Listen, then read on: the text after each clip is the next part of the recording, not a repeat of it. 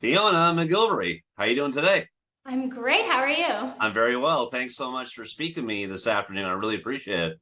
Oh, I'm happy to be And here. on behalf of Glenn Gray, owner of Kaylee Radio as well, he told me all about this. And you were looking to do an interview on this project that you are doing. And correct me if I'm wrong, the Schumann project?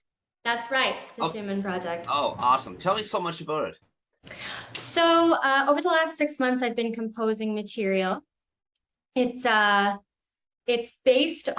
music that's based on the compositions of the Romantic composer Robert Schumann. I've always just had a personal affinity for Robert Schumann, and what I've decided to do is take some of his work and reimagine it with new instrumentation, English lyrics, and sort of a fresh eye.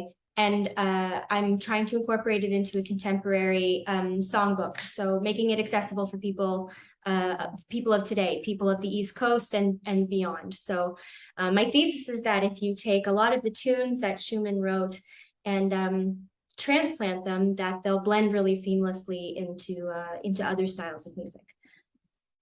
Oh, that's fantastic. That's fantastic. And this is going on from September 24th till October 2nd. Yes. And you guys are going to be playing a lot of great places. Here's to name some. Inverness, you're going to be there on the 24th. On September 30th, you'll be at the St. Patrick's Museum in my neck of the woods, Sydney, Nova Scotia. Well, also mine. Yeah. So oh, are you talking to me from? Oh yeah, oh yeah. Well, the cars are from Cape Breton, so yeah. Yeah. Well, the Okay. Sydney gig is the closest one to me, and I'll probably have the most Right. friends there. I grew up in the Myra. Oh yeah, right on, Yeah. right on. Yeah. And also being the daughter of Alistair macgillivray. That's right. Right, Yeah. right on. Makes sense for me to be on the Myra. Oh, absolutely, absolutely. And the Myra is a great place to live. What can I say? I'm Yeah. 30 minutes from Sydney, but I'm close enough. And also Same. you guys are going to be in Bedeck at the AGB historical site. Yeah, it's the Alexander Graham Bell historic site. Okay. They have a theater in there that's really lovely and intimate. So we're gonna be performing there as well. Oh, fantastic. And just Yeah. I've been to the Alexander Graham Bell many times when I was a kid, and that wasn't yesterday.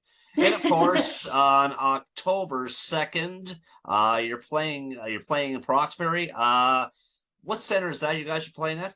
At the Civic Center in Port Oh, Civic Hawkesbury. Center. Okay. Yeah. Right on, Yeah. right on, right on. And it sounds like a great project. And you guys have been around, well, you're the lead singer of the Cottars. And as lead singer, what's it like to have a career that spun 22 years? Wow.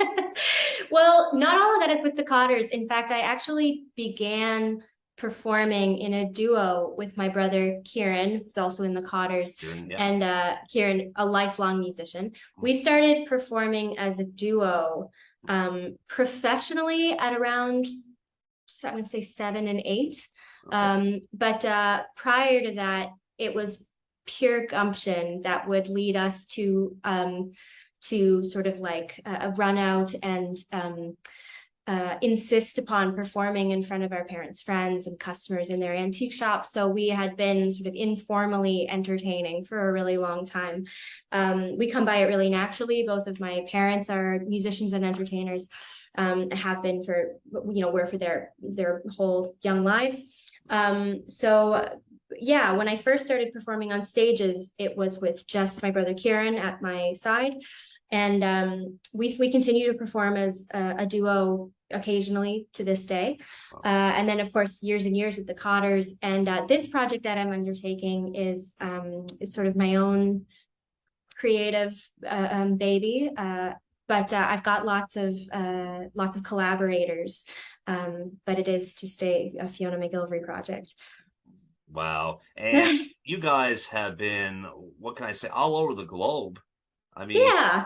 name some of the places you guys have been. I mean, of course, Well, Cape Breton. I mean, I know that, but that's our favorite. oh yeah. Well, I guess most notably we've played Carnegie Hall. with Elvis Costello and the Chieftains. We performed at Tiffany Symphony Hall in Tokyo. We've played the Kennedy Center. Yeah. We occasionally dipped over into Europe and Australia. We had 5 or 6 weeks in Australia. All over the US and Canada.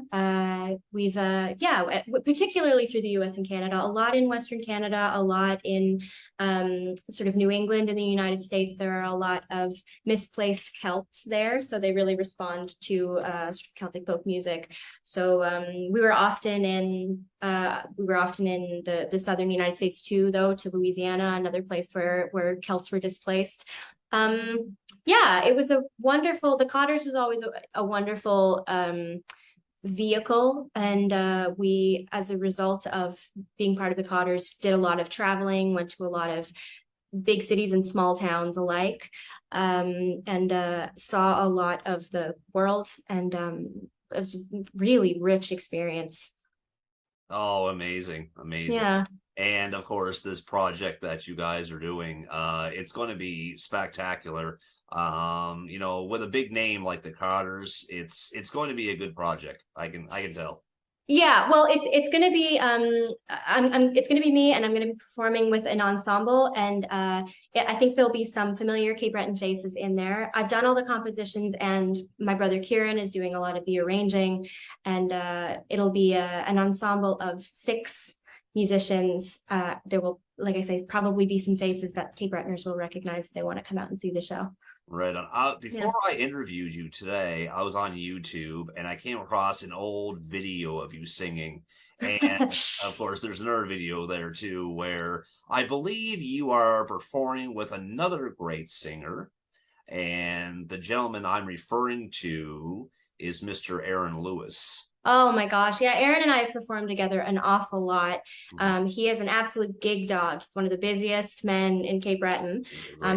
He's constantly working, really fun to work with. And he and I worked pretty closely for a number of years, and like an indestructible voice. For singers, I know that like that is a really enviable quality. I have to sort of protect my voice really meticulously, but Aaron could get up and chug a gallon of milk and scream into the mirror for an hour and then sing an aria, and it would be exquisite.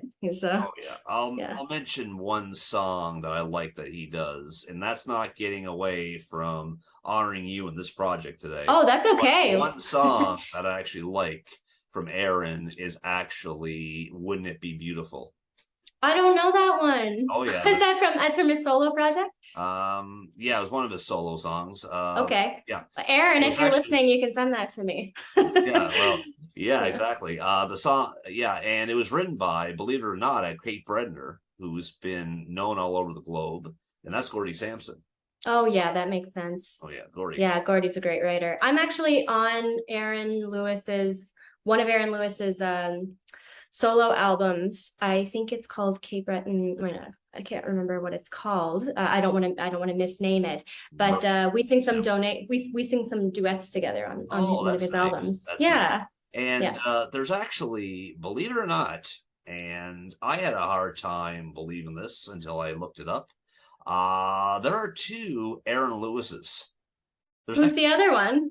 There's Aaron Lewis that played with a band called Stain, and Aaron C. Lewis. Yeah, Aaron I knew that. Lewis is what that's right. He needs to go by Aaron C. Yeah, he does. Aaron C. Lewis. And when I interviewed him, he was telling me the time that he did a session in Nashville, they were actually that day they're actually in session with the other Aaron Lewis before they got to him. Oh my goodness, Aaron Lewis is abound. Yes, exactly. I'm lucky enough I've never met another Fiona McGillivray. I think I'm like Tigger, I'm the only one.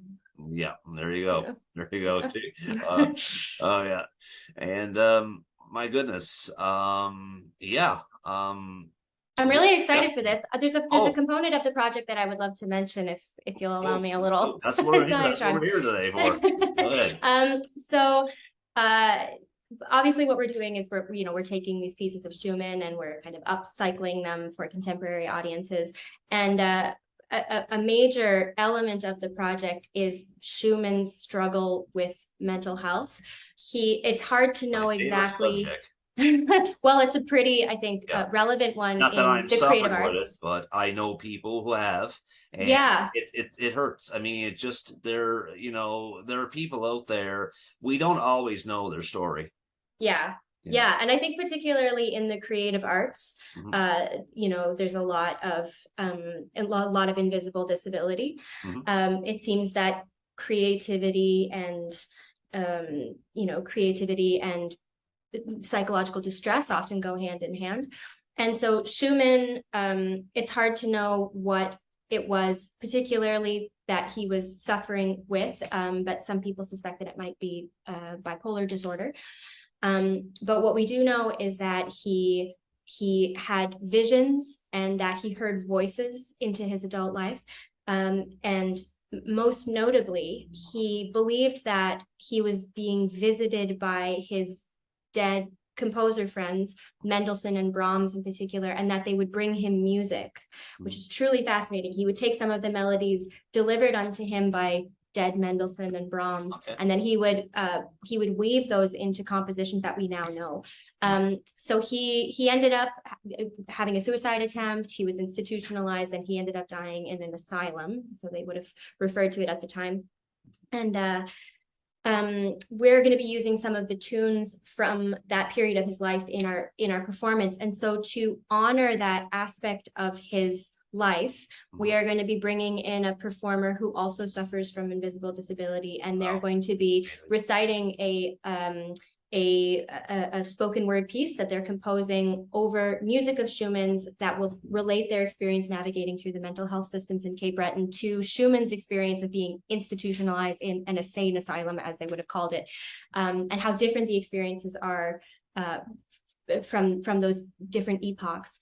So we really want to draw attention to the way that people with mental health issues are being treated, and what their individual struggles are through this project.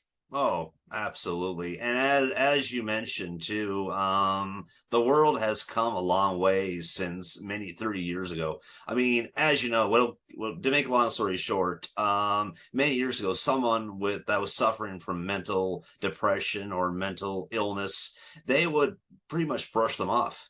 Now Yeah, they're ready to listen. Come on, listen to their story. Listen to what they absolutely. have to say. You may learn. And Yeah.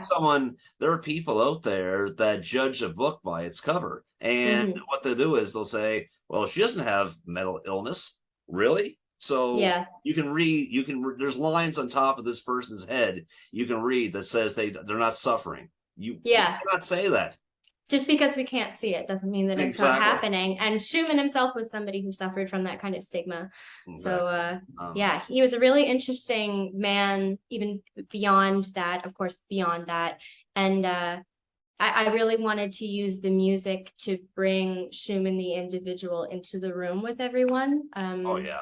Oh So yeah. that's my hope with this and show. and hopefully it will be a success as Thank you you. plan on, and I think it will be. I mean, yeah, I mean, you're honoring somebody. I mean, God, I mean, how can that be not right? It is right. Oh, Yeah. oh yeah, And a wonderful, and I think sometimes people who don't listen to classical music feel that the genre is sort of maybe inaccessible to them, exactly. and I think it doesn't have to be that way, particularly with a writer like Schumann, whose melodies are so exquisite. I think that it renders the art form palatable Mhm. for people who perhaps wouldn't consider themselves classical Right on, music fans. right And on. so that's my intention, is to take those tunes Fantastic. out of Fantastic.